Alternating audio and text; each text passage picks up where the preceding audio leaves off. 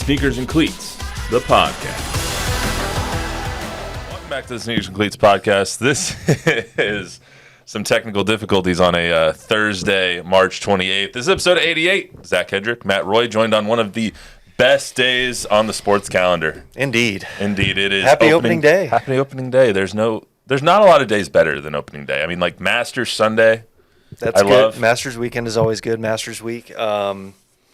This coming weekend of the NCAA tournament is always good. Sweet 16 and Elite 8, always good. And divisional round of NFL playoffs. Yeah, I like the championship round a little bit better. Just because you get like it's the four best teams. All the stakes are the penultimate weekend. Yeah. But this is one of my favorite days. I told you that last week. I thought that Major League Baseball is totally screwed up with the Soul Series, but this is one of my favorite days on the calendar. It wasn't ruined, right? Not for me. Hope springs eternal. Hope springs eternal today. So I wonder who you're rooting for today. Three guesses on who. Astros. Yes. Today's just a great day. 26 teams are going to be in action today. 2 games already rained out in the Northeast area. I think it was the Mets and the Phillies both rained out today. Yep. So they'll get their season started tomorrow. Everyone else underway today. Dodgers are going to be playing the 3rd game of their season today, which is weird, but I digress. We'll make all our predictions today for each division, the league, the World Series. I've got some MVP and Cy Young predictions as well. They're a little off the beaten path. I don't know. I just got to get them on record, so when I'm wrong, I can totally ignore this episode forever. We're calling our shots early, huh?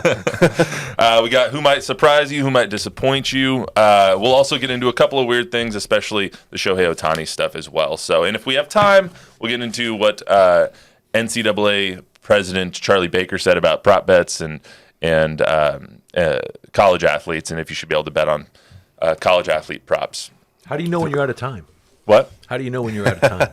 I just don't want us to go for too long. Okay. Those are the early days of Sneaker and Cleats. We went for like an hour, and I was like, God, even I don't want to listen to this. Too much. Now here we are, stopping at about 30, 35 minutes, depending on how many digressions we get into. You're no Rogan. Here's what. No Rogan, that's for sure. Hey, Joe, if you ever want to come on, you're more than welcome. Just up the road. Joe, let's have it. Let's just make sure we don't confuse Joe Rogan and Dana White. Oh my God, I saw that. That was crazy. Oh my gosh. Oh my God. I didn't want to say anything, but it's just like, That was the XSP ESPN. Sage Steele. Yeah. Oh my God, that's so dumb. How do you even do that? Just not enough coffee. Too much research. I don't know. 2 bald white guys. Maybe. All right. Well, let's get to our number game. We start off with, as always, this is a very special number that we get today, number 88. Very special for a lot of Cowboys fans out there. Got Michael Irvin comes to mind immediately. Des Bryant, probably more our era. Mm-hmm. But and C.D. Lamb. I mean, the number probably most synonymous with the Cowboys. I would say one of the numbers most synonymous with the Cowboys, 88. We got to mention the original 88, Drew Pearson. There you go. Yeah, that as well. Hall of Famer. So, that number, quite a history with the Cowboys throughout sports too. So, I mean, that's a good one. That's one of my favorites too. It's like, I wonder when CD isn't a Cowboy any longer, whenever that may be, if next time he'll have to give that number again. I mean, I thought that was really cool, like Michael Irvin giving it to Des giving it to CD, and just kind of like the passing of the torch. Yeah, it's kind of like a almost a club in and of itself, right? Because it's only they know what it's like to wear that number and the productivity that comes along with it, the responsibility. So, but I mean, they've hit that franchise has hit on that number so far. That's the trick. Just give them number 88. Does Jerry go to Vegas and speaking of betting, does Jerry go to Vegas and put a big old stack on 88, black or red? I don't know. Maybe he goes to the craps table and he goes 8 the hard way and he just goes 4-4. I don't know. Yes, you're speaking Latin to me right now. Can't do it on roulette. There's only 36 numbers plus the zeros on roulette. So, not that I would know. I am going to Vegas next week though, so that's going to be fun.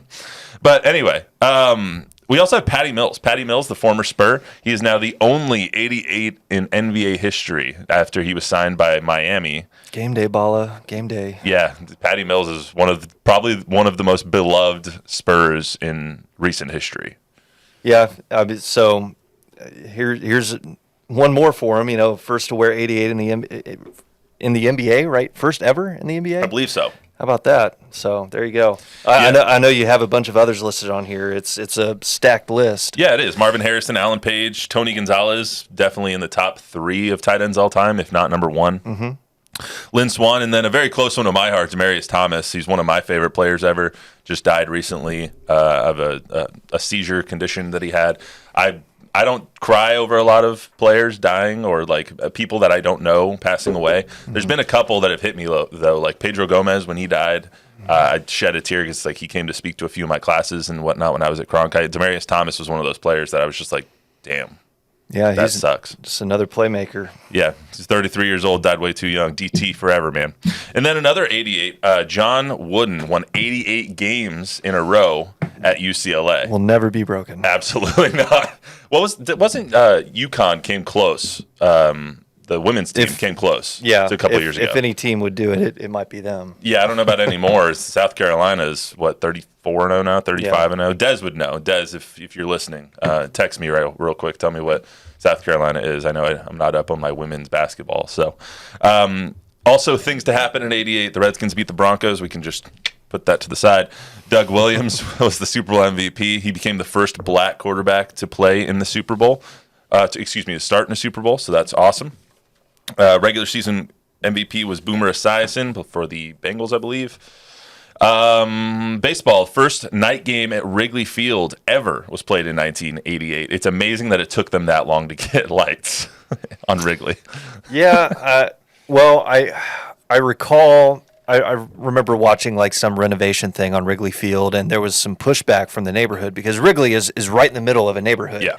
And with the lights up, I think a bunch of the neighbors were just kind of like, hey, we don't want lights up, that sort of thing. There was pushback on it, but I mean, I'm glad old ones like Wrigley and Fenway are still standing because it's nice to have those sorts of things in the era of every 10 years it seems like, well, let's build a brand new stadium. Yeah. I mean, you love to see it, the old stadiums still standing. Even Chavez Ravine down in L.A. I mean, that's in the middle of nowhere, too. Like, it's in the middle of everywhere. It's in the middle of another neighborhood right next to the freeway now. A lot of those old stadiums, that's the best thing about baseball, and the worst thing about baseball is that it's old. It's like it's been around a long time. What a lot of people don't like about it is that it's old. That's what I tend to love about it. The Dodgers won the World Series that year in '88, 4-1 against the A's.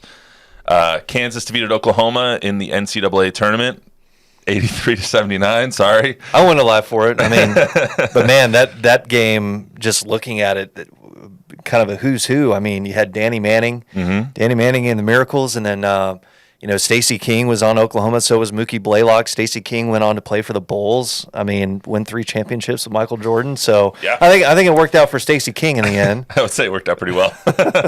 Might not have won the championship, but won 3 more later. So I'd say that worked out pretty well. The Lakers defeated the Bad Boys Pistons 4-3, and then Valero Texas Open. Corey Pavin won it in 1988, and we have a hell of a lineup for the Valero Texas Open this year. Sheesh. Yeah, it's Jordan fun. Smith committing this week. And it's going to be so much fun.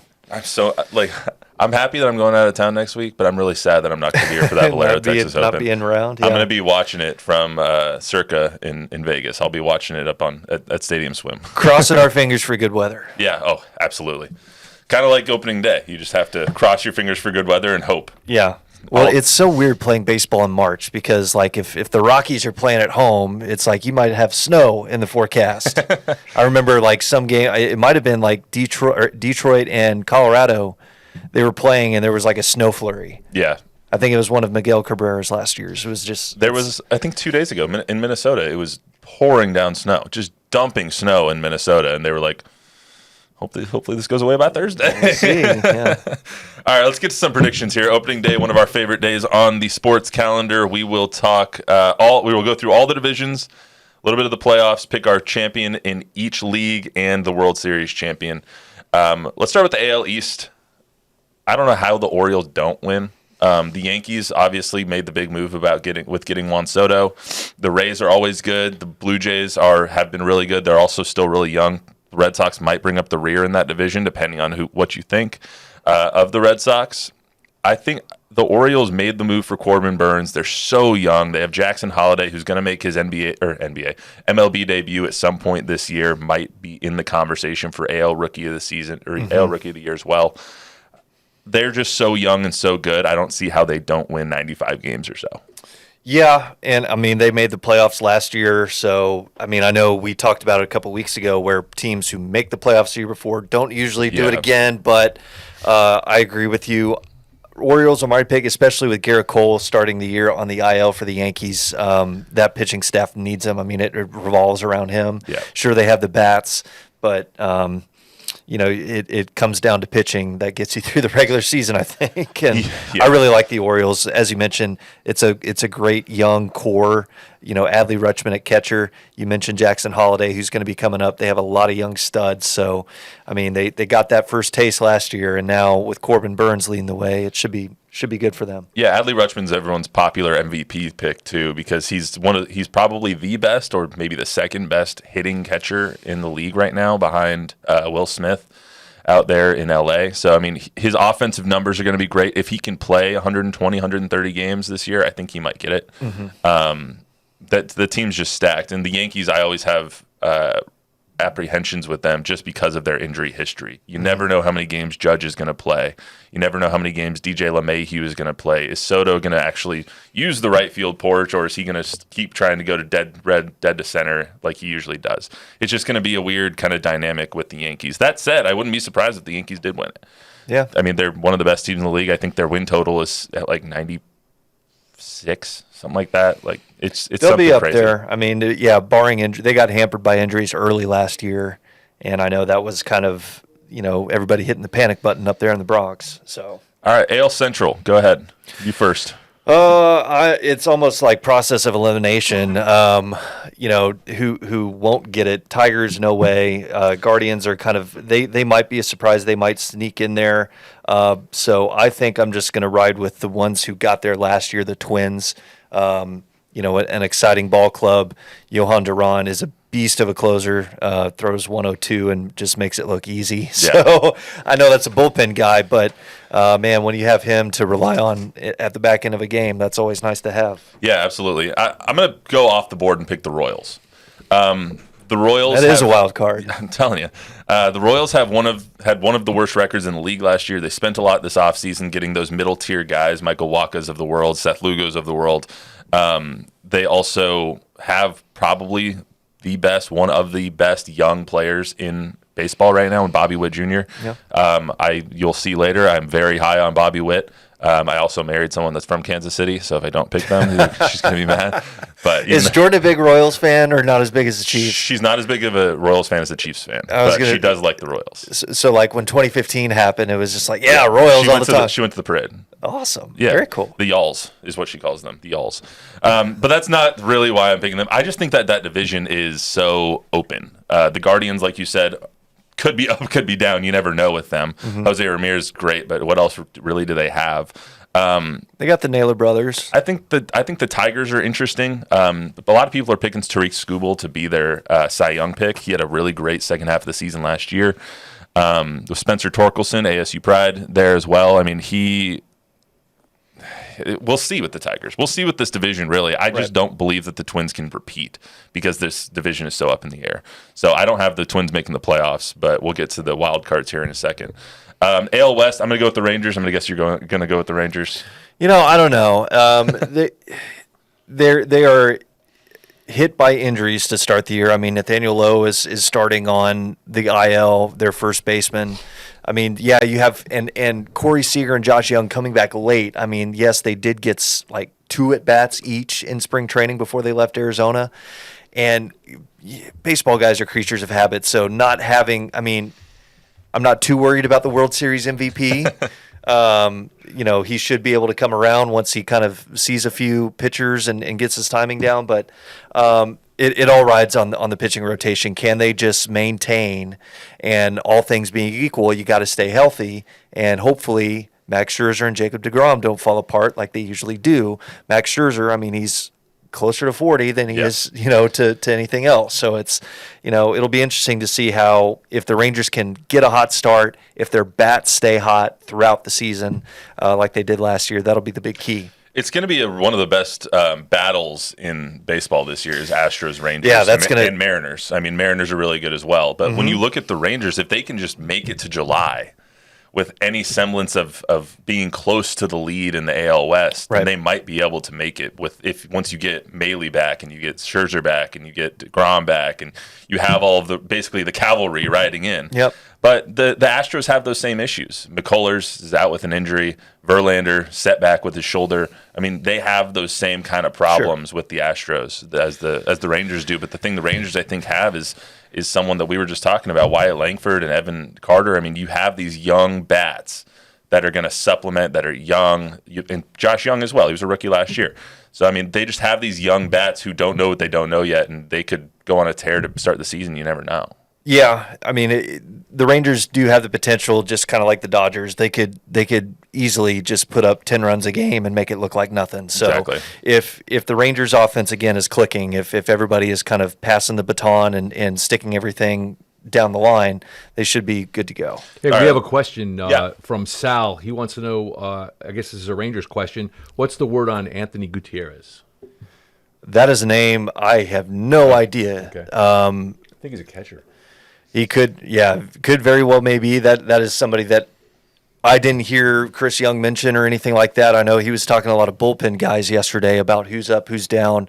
I know they signed Michael Lorenzen, who's going to be starting kind of rehab route a little bit, starting on the IL, I believe, too. So that's somebody. What was the name again, Bob? Gutierrez. Anthony Gutierrez? Yeah. Seventh-ranked prospect in the system. Well, I mean, he could sneak in there. Who knows? But right now, Wyatt Langford is kind of the big spotlight guy, especially just with what he did in the spring and everything. So, and as long as Jonah Heim stays healthy, anybody kind of coming up through catcher in the Rangers organization is going to have a tough time getting past him. He's an outfielder. He looks like he's in AA. And outfield is pretty stacked too now with Wyatt Langford. I mean, you got Adolis Garcia, Leody Taveras, Evan Carter. Wyatt Langford right now is your fourth, and then you also have Travis Jankowski, former San Antonio Mission. So Rangers are pretty well stacked in the outfield if the production is there. Well, yeah, they're going to put Adolis at DH, aren't they? Yeah, I would imagine he's a Gold Glover in the outfield, and he's got a cannon of an arm. So all right, well, wild cards real quick. Let's rattle off three of them for you. Let's see. Rays, Mariners, and I don't know. Astros. Guardians. Yeah, there you go. Rays, Mariners, Astros. So you got three AL West teams. Yeah, all right. I think that'll be a really stacked division. It's going to be competitive this year. I'm going three AL East teams. So Rays, Astros, Red Sox, because F the Yankees. I already know I'm shooting 5 for 6 right now. The Red Sox, they're not making the playoffs, but it's fine. It's fine. Everything's fine. I don't know why I put NHL predictions on here, but NL predictions. The East, I don't know if you can pick anyone else but the Braves. Yeah. You might be able to convince yourself about the Phillies, but the Braves are far and away the best. Phillies, who I would put up there. Braves, yeah, just again, it's a tough out 1 through 9. It's ridiculous. And then their Spencer Strider and their rotation is pretty strong, pretty solid. So I like the Braves coming out of that division. Yeah, I like the Braves as well. Their lineup is, I think their lineup is deeper than the Dodgers is. Their rotation's a little top heavy. I like their bullpen a lot more though, with Max Fried and Spencer Strider in that rotation. So I love the Braves. I think that they win 105 games and they run roughshod through the AL East, or the NL East, excuse me. Central, I'm picking the Reds. I think that the upstart Reds showed a lot when it comes to offense last season. Yeah. That division is wide open. The Cardinals are no good. The Brewers are middling since they just traded Corbin Burns. You really don't know what they're going to have. The Cubs are the pick right now from a lot of pundits, especially on ESPN, MLB.com. A lot of people are picking the Cubs. I don't see it with their rotation. So I think that this just like the AL Central, it's there to be had, and I think see the Reds getting through. Yeah, I kind of agree with you. It's like throw a dartboard and whoever it lands on it, sure. Yeah. Yeah, exactly. Pirates, Brew Crew, no. I think maybe the Cardinals might sneak in there. So, just for the sake of, godly, I don't know. Hey, Zach, so we did actually get a question about the Pirates from Sal once again. Do you think they're going to be any better this year? They could. They've got some young guys there too. Having Cruz all year is going to help. Yeah, O'Neal Cruz, Key Brian Hayes, Brian Reynolds out in the outfield is nice. It's just their pitching. Who's going to be that ace that they rely on every time? They've got some arms in the bullpen, David Bednar. So we'll kind of see with them if they can hang around. It's just kind of who, like you said, who emerges out of that. You don't really know. The Reds could be. They did flash like in the middle part of the summer, but will they sustain it? Who knows? That's my thing with that division. It's like I wouldn't be surprised if anyone who won it. I won't be surprised if the Pirates win it. I won't be surprised if anyone else wins it. So.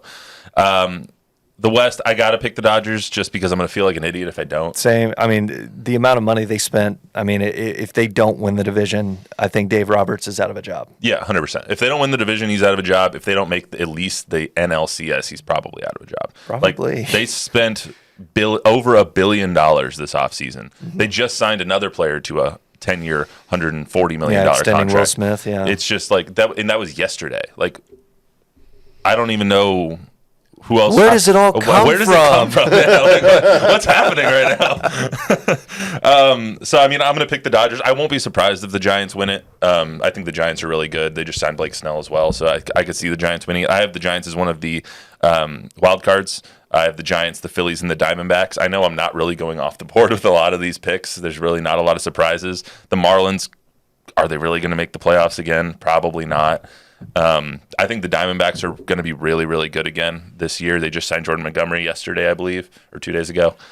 So their rotation's shored up a little bit. If Brandon Pfaadt is anything like he was in the World Series and throughout the playoffs, they're going to have a hell of a rotation. So and don't forget about Zack Gallen too. He's a good arm. So I like the D-backs. If they, obviously Dodgers win the division, they'll come out in the wild card.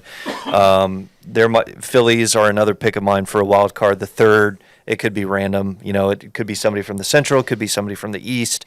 That's always kind of up in the air. Yeah, I'm going to say Braves over Orioles in the World Series in 6 is my prediction. I think the Braves are just too good.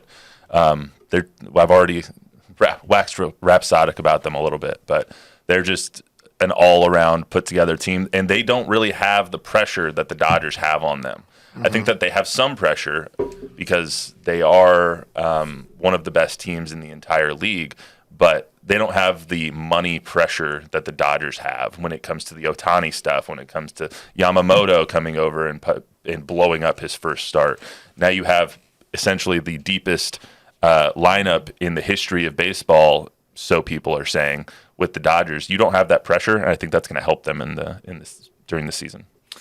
I'm going to go with I don't know who will end up winning the AL pennant, and just for the sake of argument, to change it up from yours just slightly, I think the O's are a very strong pick for the AL pennant, just because we like them coming out of the East. But I'm going to go with Dodgers over Rangers, and let's do it in 6 games as well. Was it really a surprise that you were picking the Rangers here? No, well, I mean, if there's any day to be a fan, right, it's going to be going to be opening day. Hey, no regrets. But Dodgers just too much firepower. I think they figure it out and get back there again. There's a lot of people predicting. So I'm going to make MVP and Cy Young picks real quick, just so fire away. Just so when we're done with this in 6 months and none of these players win, we can all just laugh at me a little bit. There's a lot of people who are picking the NL MVP race to be a 3-horse race between 3 players on their own team: Ohtani, Freeman, and Mookie Betts. I don't see it that way. And then Acuna backing it up right after that, and then Austin Riley and all those guys. I think that all those guys will cannibalize each other and take RBIs away, take this away, take that away. So I could see Corbin Carroll winning the NL MVP. Corbin Carroll, if he stays healthy, I know he had that subluxation of his shoulder last year, which is a concern now. If it comes back out, then he might miss a little bit of time. But I think Corbin Carroll is going to win the MVP. I'll go Bobby Witt Jr. on the AL Central winning Kansas City Royals, to the Y'alls to win the AL MVP. I think both of those guys are phenomenal.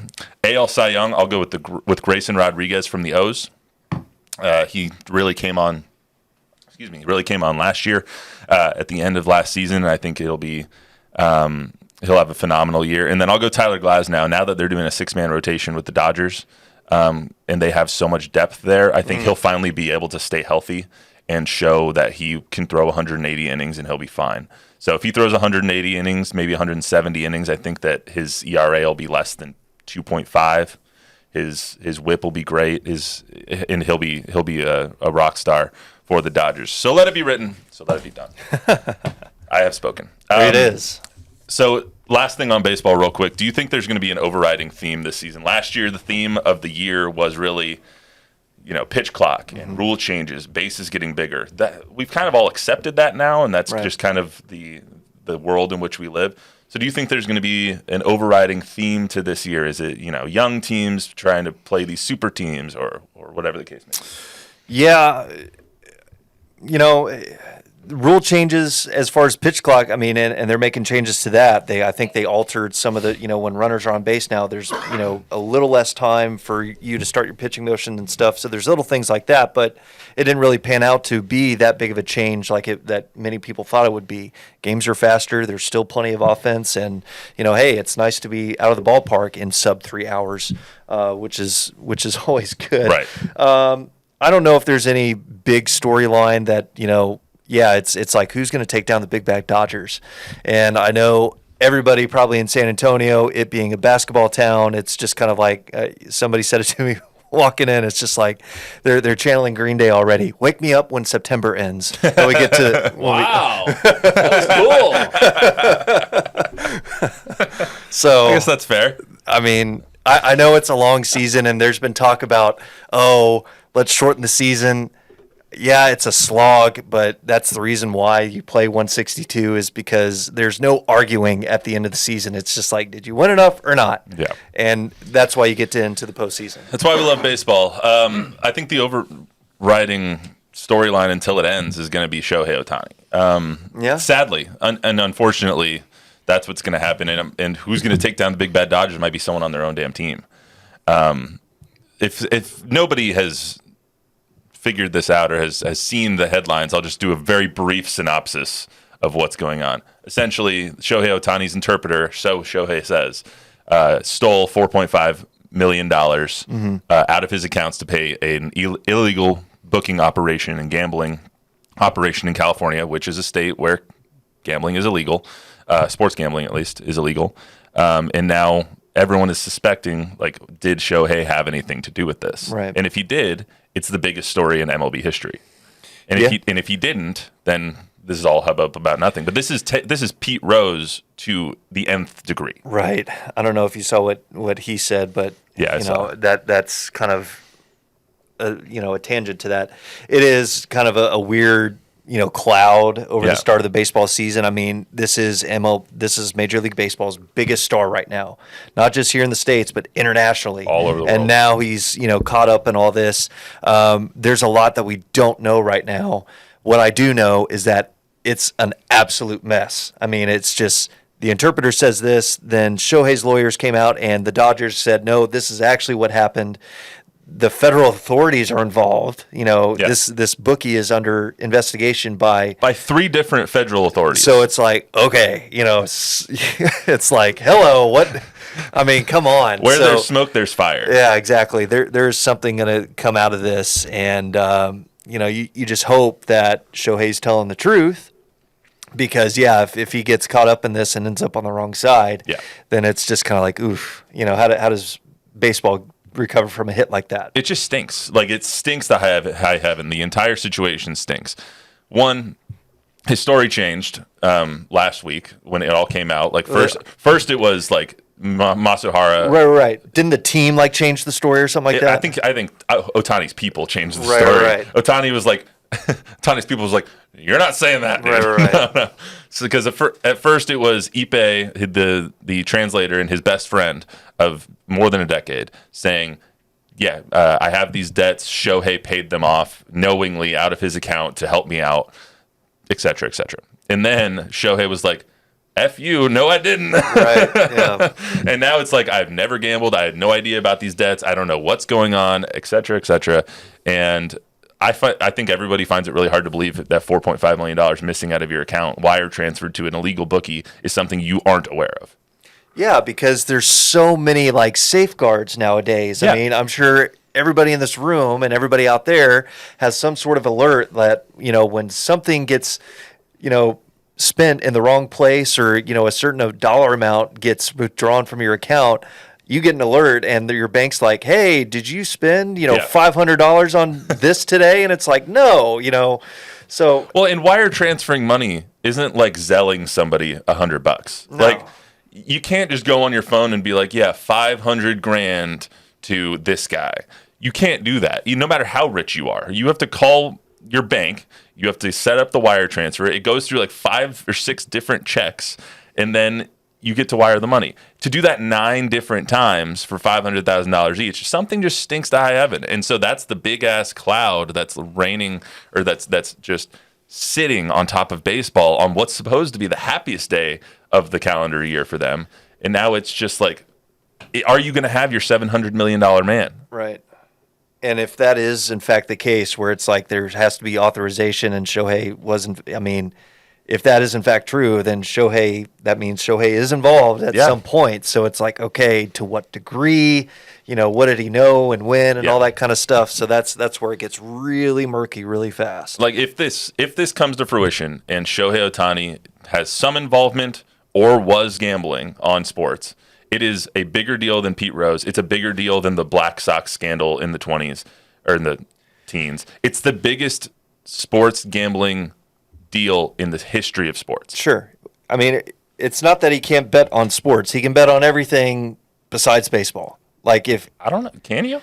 I think in MLB, it's just like you can't, like if you were caught fixing games or betting on baseball itself, that is where the hard line is. It's the Chicago White Sox, it's the Pete Rose. If you get caught betting on baseball, that's it, you're gone. So I think he can maybe do other stuff. I believe he can maybe bet on other sports. But yeah, if you're caught messing with baseball, then that's just, MLB has that hard line. Nope, sorry. Yeah, and unfortunately, it's going to be a talking point on 160 Dodgers games whenever they play. Mm-hmm. That's what's going to be talked about on, and I say 160 because they've already played 2. And it was a talking point on those 2 because it broke literally before they pitched. It just sucks that that's what we're talking about. I had more on the rundown about gambling because there's other stuff made by Charlie Baker, but we're just not going to get into that today. We'll get into it later. It's just a horrible thing that now we have to kind of talk about at the start of the baseball season. I hope it's not true. I hope Shohei comes out and he's rid of all guilt and accusation and whatnot, and it's proved that he was innocent and he really didn't know, and he was taken advantage of by the people that he trusted to with his money. I know it's unfortunate to think that, or to hope that he was taken advantage of for $4.5 million, right? But that's the best case scenario in this situation. A lot of finger pointing now. A lot of finger pointing. It doesn't help that we can't really understand anything he's saying either. Like, I feel like if he spoke English well, he would actually be able to like tell everyone his point. But right now, it's him saying a statement in Japanese and then his new interpreter saying a statement, the same statement in English, and I'm just like, sure, but how it can't be that hard to have a third party interpreter come in and listen to what he's saying and okay, here it is, and so there's ways to, there's going to be so many investigative reporters all over this. It's 100%. Well, you're also like, just to put a bow on this, he's getting investigated by the IRS, the Department of Homeland Security, and the FBI. The bookie that you're talking about. The bookie is. Yeah. Like, who'd you piss off here? Like, you know what I mean? Like, those are the worst organizations to be investigated by. They're gonna find out what happened. Mixed in with the wrong people. Like, come on, man. Even like Ipe, who's giving, what bookie out there is giving $500,000 credit line to an interpreter who makes $300,000 a year? Like, no bookie in their right mind is doing that. This is my squirrel brain. I keep thinking of Freddy Four Fingers from the movie Snatch. He makes bad bets with the wrong people. Yeah, this is basically just like that. All right, that's all we got for you on this edition of the Sneakers Cleats podcast. Hopefully, everyone enjoys opening day. Ignore the show. Enjoy the games, everybody. Enjoy the games. Go Red Sox. Go Rangers. Remember to download, rate, review, subscribe, give us a 5-star rating. Tell a friend, tell an enemy, and go Astros. For those of you that are Astros fans out there, if you like the Yankees, I'm sorry, it's the wrong podcast for you. We'll see you right back here on Monday. Till then, everyone have a good weekend.